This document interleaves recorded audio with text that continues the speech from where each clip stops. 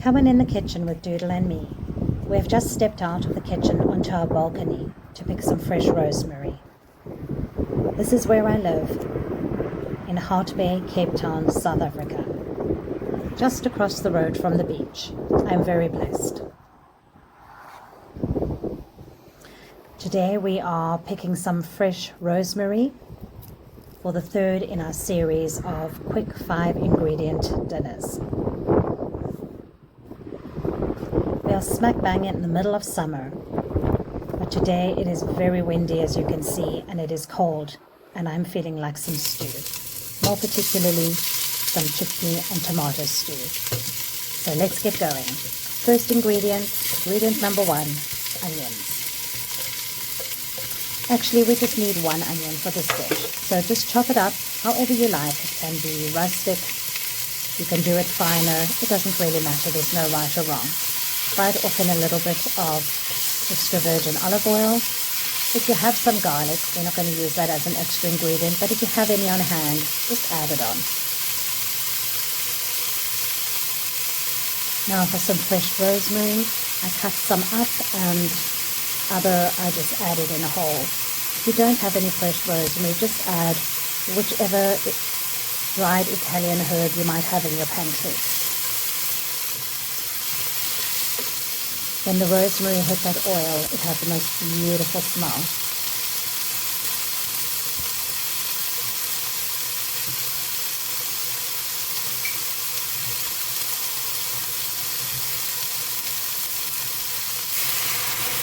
Deglaze the pan with a little water. You want to get all of that goodness that's at the bottom of the pan.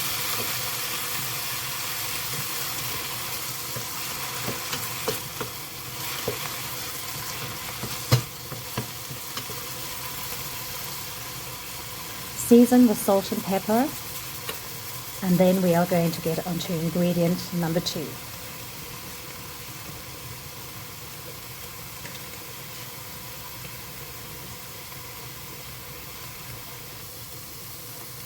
So ingredient number 2 I used in 2 ways. I used some tomato paste and I used some fresh tomatoes.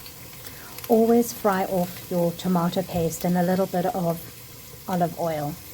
This brings such a depth of flavor to the dish. Don't miss on doing this. Very, very important. If any tip from this dish, please just fry off your tomato paste. Really, it only takes a minute and adds so much extra flavor. Here I use the Poo. You could use the All Gold if you're in South Africa. Those are 2 of the better brands. If you're enjoying our series of quick 5-ingredient dinners, please like and subscribe.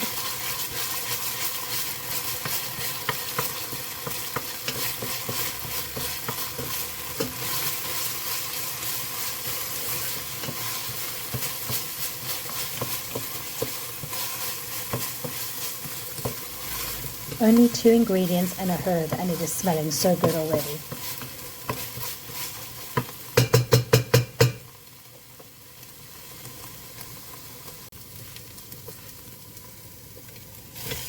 Ingredient number 3, I used peppers. I had on hand green, yellow and red peppers, so that's what I used. But you could change it up and you could make this dish different every time. You could add mushrooms instead of the peppers. You could add peas and carrots instead of the peppers. Would be equally delicious. Here's the second part of ingredient number 2, the tomatoes. These are the fresh tomatoes that I've now added in.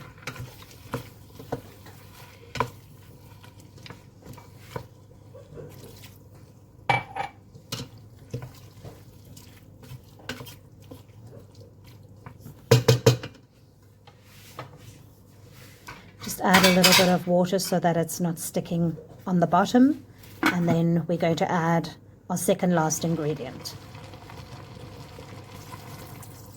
Okay, so the chickpeas are in. I had a batch that I had cooked up yesterday, but if you're using tins, then just use 2 tins of chickpeas, add them in. Make sure that everything's covered with water. Put the lid on and let it do its thing. The tomatoes have cooked down a little bit now. We want to leave it a little bit chunky. It is smelling absolutely delicious. I'm just taking out the big stalks of rosemary.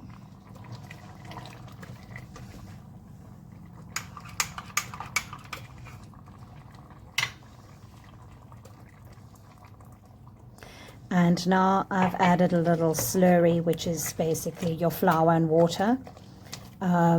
Make sure to use cornstarch, as it has a better flavor than flour. Add that in to thicken it all up. Pop the lid back on and it will just take not even a minute. Now to serve. So I served salmon rice for my son, as he likes it that way. But you could serve it on mashed potato or polenta, or my favorite, and how I served for myself, was with some crusty bread. I had made some sourdough yesterday and had some over, and it was absolutely delicious, just with a little bit of sourdough.